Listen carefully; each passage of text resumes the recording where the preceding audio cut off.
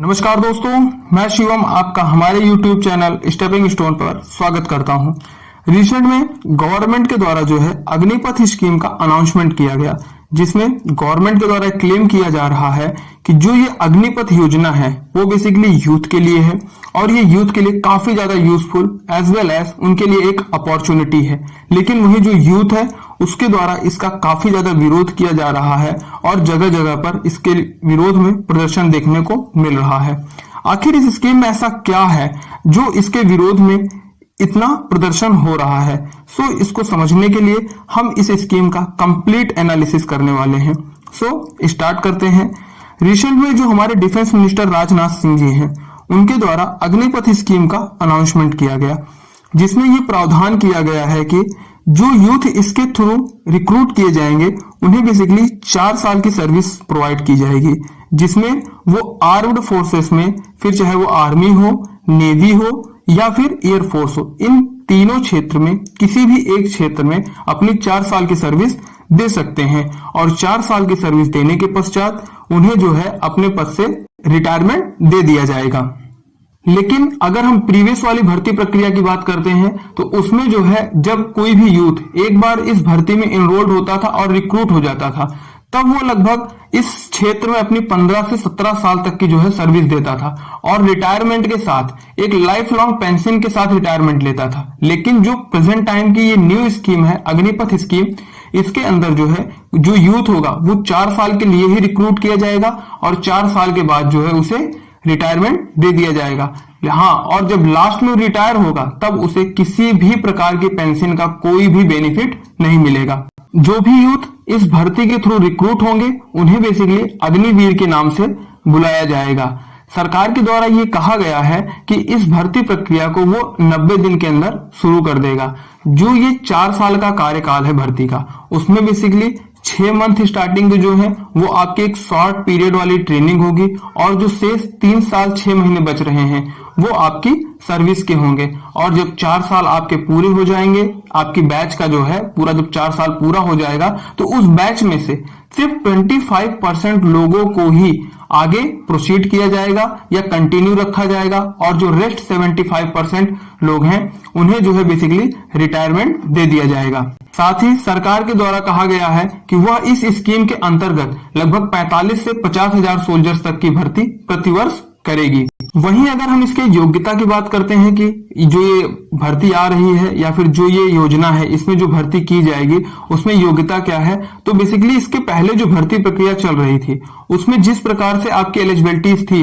उसी प्रकार से सेम है, लेकिन प्रदर्शन के बाद थोड़ी एज में एक थोड़ा सा रिलैक्सेशन दिया गया है, वो भी 1 टाइम के लिए। पहले जो था जो एज थी वो बेसिकली 17.5 से लेकर के 21 साल के लिए थी, लेकिन जब प्रोटेस्ट काफी ज्यादा बढ़ने लगे तब गवर्नमेंट ने जो है इसकी जो एज है वो 21 साल से बढ़ा करके 23 साल कर दी गई है और ये बेसिकली 1 टाइम के लिए ही है। और अगर एजुकेशनल क्वालिफिकेशंस की हम बात करते हैं तो बेसिकली वही जो 10th और 12th जो बेसिक था उसी के आधार पर जो है आपकी भर्ती को प्रोसीड किया जाएगा और इसमें जो आप अपॉइंट होंगे वो एक ऑफिसर रैंक के बिलो वाली जो रैंक है उसके नीचे अपॉइंट किए जाएंगे। कहने का मतलब वही जो जीडी वाला आपका क्षेत्र था उस क्षेत्र में आप अपॉइंट किए जाएंगे। अगर हम इस स्कीम के ऑब्जेक्टिव की बात करते हैं तो गवर्नमेंट या आर्म फोर्सेस का ये मानना है कि इसमें जो यूथ पर ईयर, कहने का मतलब 4 साल के बाद जो है यूथ जो है वो बदलते रहेंगे, तो जो यूथ आएंगे वो टेक्निकली काफी अपडेटेड रहेंगे, जिसकी वजह से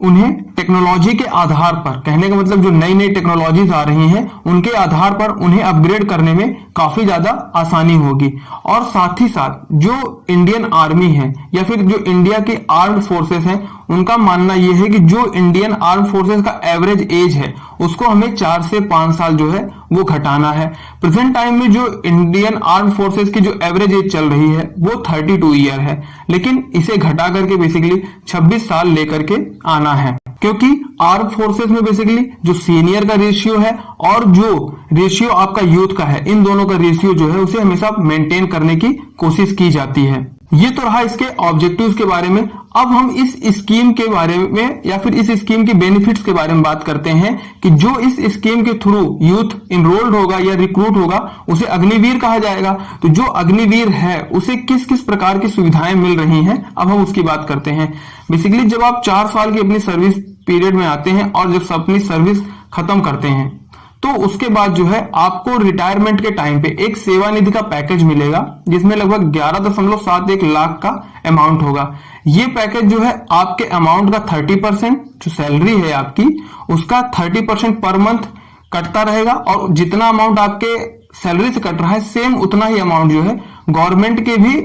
अकाउंट से उसमें डिपॉजिट किया जाता रहेगा और वही जो है फाइनली आपको 4 साल के बाद जो है सेवानिधि पैकेज के रूप में मिलेगा। और इसके साथ साथ जब आप सर्विस पीरियड में रहते हैं तो आपको 48 लाख का लगभग इंश्योरेंस कवरेज मिलता है। इन केस अगर आप शहीद होते हैं, बहरहाल ऐसा कभी ना हो, लेकिन अगर कोई सोल्जर शहीद होता है तो उसे 1 करोड़ का पैकेज या अमाउंट दिया जाएगा। और ड्यूटी पीरियड में अगर कोई डिसेबिलिटी होती है या किसी इंजरी की वजह से डिसेबल हो जाते हैं तो उस टाइम पे आपको 15 लाख से लेकर के 44 लाख तक का वन टाइम एक्स ग्रेशिया जो है आपको प्रोवाइड किया जाएगा। इसके साथ ही साथ जितने भी अग्निवीर हैं उन्हें जब रिटायरमेंट दिया जाएगा तो उसके साथ उन्हें जो है एक स्किल सर्टिफिकेट या ब्रिज कोर्स का सर्टिफिकेट दिया जाएगा जिसके आधार पर जो भविष्य में वो सेकंड जॉब के लिए अप्लाई करेंगे वो उनके लिए काफी ज्यादा बेनिफिशियल रहेगा। अगर हम अग्निवीर के सैलरी स्ट्रक्चर की बात करते हैं तो जो टोटल आपको सैलरी मिल रही है उसका 70% ही आपको इन हैंड मिलेगा और जो उसका 30% अमाउंट है वो आपके जो सेवानिधि वाला फंड है उसमें कंट्रीब्यूट कर दिया जाएगा। अगर इसके बेसिक पे पर मंथ की बात करते हैं तो जो फर्स्ट ईयर में जो इसका बेसिक बनेगा आपके इन हैंड वो 21,000 बनेगा। 30,000 की आपकी टोटल सैलरी रहेगी फर्स्ट ईयर में पर मंथ की और उसमें से जो है 21,000 आपको हैंड में मिलेगा या अकाउंट में मिलेगा और जो 9,000 है वो आपके सेवानिधि में जमा हो जाएगा। और यहां पर अगर आप देखें तो जितना आप सेवानिधि में अपना जमा कर रहे हैं सेम उतना ही अमाउंट जो है गवर्नमेंट भी आपके फंड में जमा कर रही है। और फाइनली जब 4 साल का आप पूरा टेन्योर पूरा करते हैं तो जितना फंड आपके द्वारा जमा किया गया है उतना ही सेम अमाउंट गवर्नमेंट के द्वारा भी उसी फंड में जमा किया जाएगा और आपके रिटायरमेंट के बाद जो है उन दोनों फंड्स को ज्वाइन इकट्ठा करके आपको एक पैकेज के रूप में दिया जाएगा जिसे सेवानिधि वाला पैकेज कहा जाएगा जिसका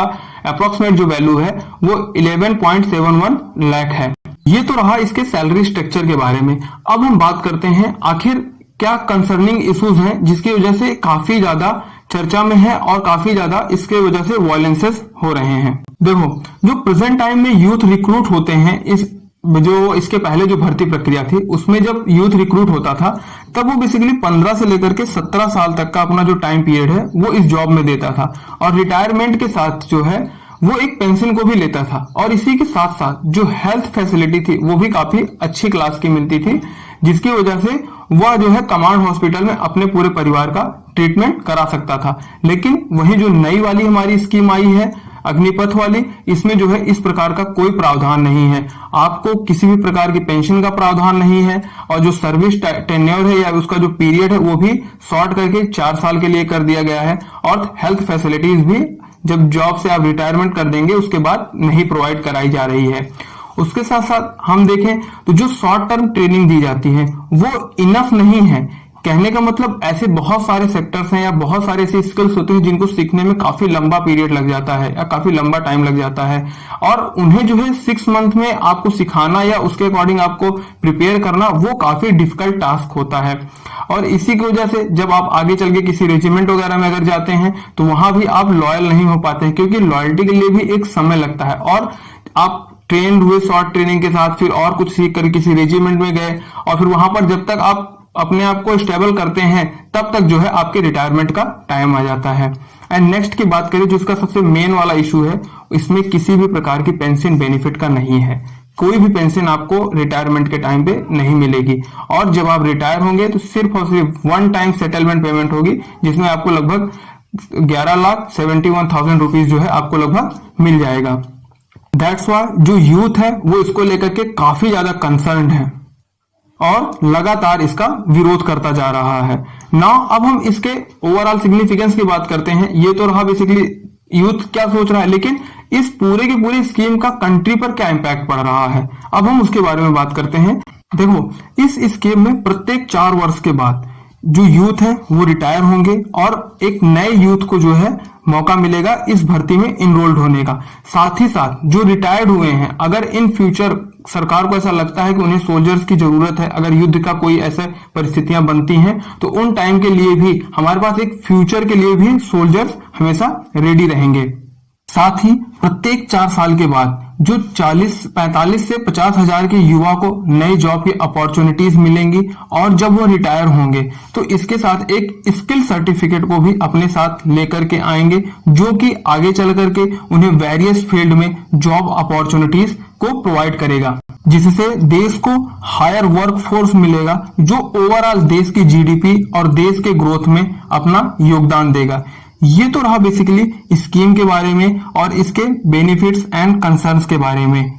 एंड आपकी सरकार के इस स्कीम के रिगार्डिंग क्या थॉट प्रोसेस है या क्या राय है, उसे आप कमेंट सेक्शन में हमारे साथ जरूर साझा करें। धन्यवाद।